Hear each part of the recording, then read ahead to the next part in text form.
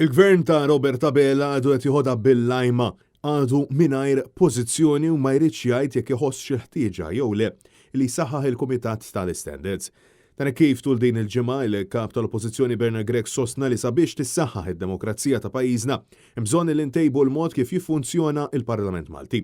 Ħalaqstant l-Oppożizzjoni Nazzjonalista saħqet li hemm bżonn ta' żewġ bidliet importanti.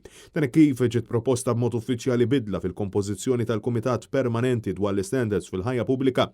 Flimkien ma' dan trid tkun iċċarata darba l-dejjem il-ġurisdizzjoni tal-Kummissarju għall-Standards fil-ħajja pubblika biex ex-membri parlamentari, ex-ministri, ex-segretarji parlamentari u ex-assistenti parlamentari ikunu jistaw jiġu investigati wkoll.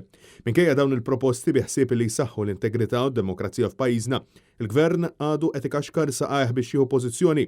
Bil-konferma ta' dan tasal minn fom Carmelo Abela, il-Ministru fl-Uffiċċju tal-Prim Ministru. Jiena l-ewwel ħaġa tajjeb li l-grupp parlamentari li nappartjeni għalih jiena niddiskutuha u mbagħad ikun hemm l-opinjoni formali min-naħa tagħna. Dan ifisser illi sissa il-Gvern għadu mhux iħoss l-urġenza li jpoġġi din it-tema fuq l-aġenda nazzjonali, b'differenza għal dak illi jagħmel il-Partit Nazzjonalista matul din il-ġimgħa.